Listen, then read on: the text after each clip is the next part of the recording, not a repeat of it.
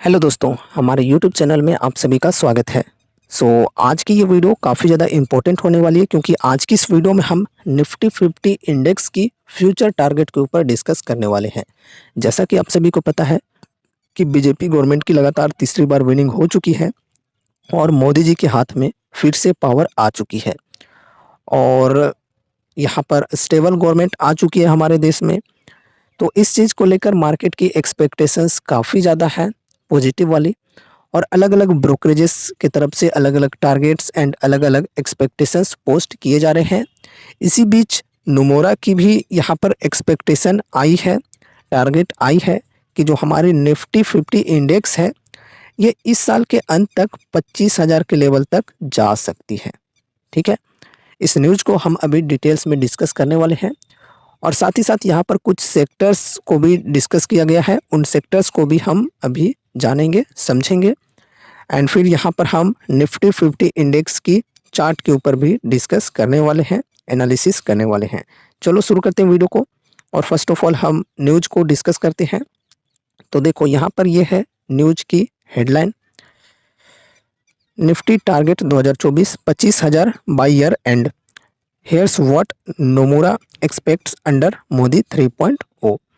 तो यहाँ पर मोदी 3.0 की वजह से नोमुरा की एक्सपेक्टेशंस है कि निफ्टी मतलब ईयर एंड तक 25,000 के लेवल तक जा सकती है। अभी हम डिटेल्स में समझते हैं इस न्यूज़ को। देखो, Nifty target 2024, so far in 2024 the index has already gained 7.16%। यहाँ पर 2024 में अभी तक की बात करें तो जो निफ्टी 50 इंडेक्स है वो 7.16% से बढ़ चुकी है and over the past year it has gained bye more than 25%, adding around 4700 points. तो यहाँ पर अगर हम ओवर द पास्ट ईयर की बात करें तो निफ्टी 25% प्लस बढ़ चुकी है। पॉइंट्स में देखें तो 4700 पॉइंट्स यहाँ पर अराउंड बढ़ चुकी है ओवर द पास्ट ईयर।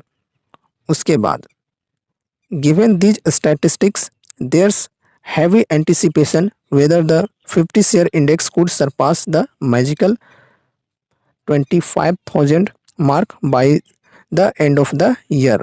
तो यहाँ पर देखो नोमुरा का कहना है इसी वजह से क्योंकि निफ्टी 50 जो है वो ओवर द पास्ट ईयर 25% से ग्रो हुई है और इस साल की बात करें तो 7.16% से ग्रो हुई है। पॉइंट्स में देखें तो over the past year 4700 points around यहाँ पर बढ़ चुकी है। तो नोमुरा की एक्सपेक्टेशन है कि इस साल के अंत तक यहाँ पर निफ्टी मैजिकली यहाँ पर 25,000 के लेवल तक जा सकती है, निफ्टी 50 इंडेक्स। ठीक है, आगे देखते हैं Nifty prediction 2024। Nomura expects more of policy continuity and less of disruption as it sees the Modi 3.0 as stable. तो यहाँ पर नोमुरा एक्सपेक्ट कर रही है कि यहाँ पर जो मोर ऑफ पॉलिसी है गवर्नमेंट की, मोदी जी की, उसके अंदर कंटिन्यूटी हमें देखने को मिलेंगी एंड लेस ऑफ डिसरप्शंस देखने को मिलेंगी मोदी गवर्नमेंट की वजह से। इस वजह से यहाँ पर इस प्रकार की टारगेट दिए जा रहे हैं नोमुरा की तरफ से। 60% of the ministers are in the current cabinet and this provide a sense of continuity. 60% of the ministers हैं वो सेम है करेंट कैबिनेट के अंदर एंड इस वजह से यहाँ पर एक सेंस ऑफ कंटिन्यूटी बनती है, said Nomura.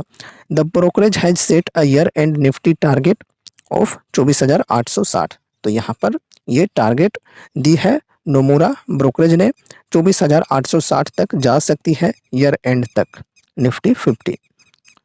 The brokerage is bullish on domestic sectors. यहाँ पर अब सेक्टर्स की बात की जा रही है तो डोमेस्टिक सेक्टर्स के अंदर ब्रोकरेज ये जो है नोमुरा ये बुलिश है, particularly favouring manufacturing and investment over consumption. तो कंजप्शन के मुकाबले में नोमुरा ज़्यादा फेवर कर रहे हैं मैन्युफैक्चरिंग एंड इन्वेस्टमेंट की सेक्टर को।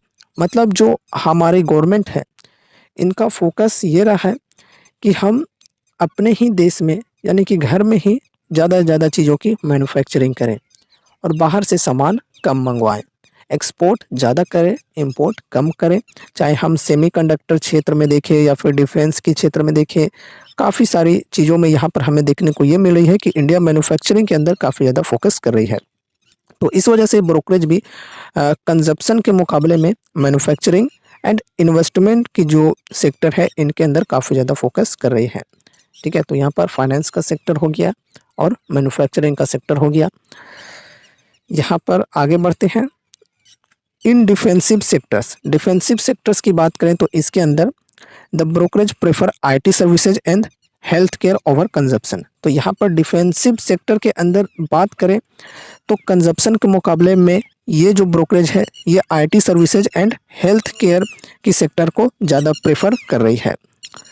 The brokerage is overweight on financial, infrastructure, oil and gas, telecom and power. तो ये सब जो सेक्टर हैं इनके अंदर ब्रोकरेज ओवरवेट यहाँ पर है financial, infrastructure, oil and gas, telecom and power. देखो पावर सेक्टर भी यहाँ पर है। While positive on capital goods defence, capital goods and defence sector में भी पॉजिटिव है, लेकिन यहाँ पर देखो एक चीज़ और बताई हुई है कि Nomura is cautious about potential risk related to government spending in this area.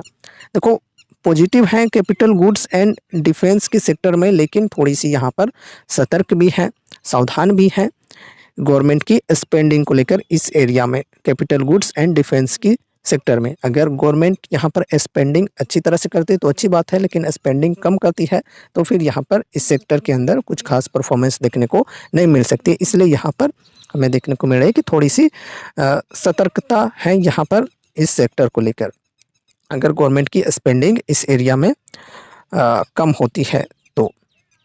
ठीक है, तो ये बेसिकली न्यूज़ चल रही है निफ्टी 50 इंडेक्स को लेकर, साथ ही साथ कुछ सेक्टर्स को भी हमने डिस्कस किया। तो इन सेक्टर्स के अंदर अच्छी तेज़ी आ सकती है मोदी 3.0 के बाद। अब यहाँ पर निफ्टी की चार्ट एनालिसिस करते हैं। तो देखो यह है निफ्टी 50 इंडेक्स की चार्ट। यहाँ पर देखें तो एक असेंडिंग चैनल पैटर्न हमें बनते हुए देखने को मिल रहा है। इनके जो डाउन है ये भी ऊपर साइड में शिफ्ट हो रहे हैं और जो अप है ये भी ऊपर साइड में शिफ्ट हो रहे हैं, और ओवरऑल यहाँ पर तेज़ी ही है लेकिन एक मोमेंटम के साथ है। और बढ़िया तेज़ी, बढ़िया रफ्तार कब आ सकती है? जब इसका ब्रेकआउट मिलेगा बढ़िया तरीके से, और बढ़िया गिरावट कब आ सकती है? जब इसका ब्रेकडाउन मिलेगा।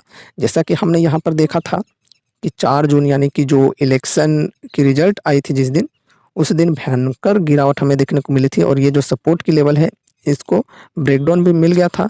तो यहाँ पर देख सकते हो गिरकर ये जो प्राइस है ये 21,400 के नीचे तक आ गई थी। फिर यहाँ पर अगले दिन से रिकवरी चालू हुई तो बढ़कर यहाँ पर ये ट्रेंड लाइन के पास पहुँच गई। ऊपर साइड में देखें तो यहाँ पर देखो ट्रेंड लाइन के ऊपर ये ट्रेड कर रही है। 23,259 का लेवल है फिलहाल। और यहाँ पर आपको पता होगा कि जब कोई रेजिस्टेंस को ब्रेकआउट मिलता है तो ऊपर जाकर फिर यही रेजिस्टेंस सपोर्ट का काम करता है। तो यहाँ पर देखो ब्रेकआउट तो मिला है लेकिन अच्छी वॉल्यूम ना होने की वजह से यहाँ पर फिर गिरावट आई है, और यहाँ पर फिलहाल इसको सपोर्ट बनाई हुई है ये ट्रेंड लाइन को। ठीक है, यहाँ पर कल के दिन की बात करें तो कल यहाँ पर ऑल टाइम का हाई बना है निफ्टी का 23,000 लगभग यहाँ पर 400 का लेवल है। ये 23,400 पर यहाँ पर ये ऑल टाइम का हाई है निफ्टी 50 इंडेक्स का। अभी यहाँ पर ये ट्रेंड लाइन के पास ट्रेड कर रही है। अगर यहाँ से काफ़ी ज़्यादा गिरावट आती है, ये जो सपोर्ट बनी हुई है इसको ब्रेकडाउन मिलता है तो फिर गिरावट आ सकती है ठीक ठाक। और अगर कुछ भी ऐसी बीच में न्यूज़ आ जाती है मार्केट में तो फिर भयंकर गिरावट आ सकती है। डिपेंड करता है कि न्यूज़ किस प्रकार की है, उस प्रकार से गिरावट आ सकती है। तो फिर यहाँ पर ये लेवल होगा सपोर्ट का, ये जो ट्रेंड लाइन है इसका लेवल। ठीक है, एंड यहाँ पर एक और मोस्ट इम्पोर्टेंट डेट है जुलाई में जो कि बजट आने वाली है। तो बजट के अंदर जिस प्रकार से चीज़ें आती हैं, मार्केट की जो उम्मीदें हैं उसके अनुसार सही चीज़ें देखने को मिलती हैं बजट में, तो फिर बढ़िया तेज़ी हम देख पाएंगे। इसके ऊपर जा सकती है प्राइस, या फिर अगर मार्केट की जो उम्मीदें हैं उसके ऊपर खरी नहीं उतरती है, बजट में उस हिसाब से चीज़ें देखने को नहीं मिलती है, तो फिर यहाँ पर गिरावट आ सकती है जो कि हमारे लिए अपॉर्चुनिटीज़ बनकर आ सकती हैं। ठीक है, तो अभी हमने निफ्टी 50 इंडेक्स एंड कुछ सेक्टर्स के ऊपर डिस्कस किया है, निफ्टी 50 की चार्ट के ऊपर डिस्कस किया है। उम्मीद है कि ये वीडियो आपको ज़रूर से पसंद आई होगी, तो इसे लाइक करके चैनल को सब्सक्राइब कर लेना और मिलते हैं अगले नए वीडियोज़ के साथ। तब तक के लिए बाय बाय।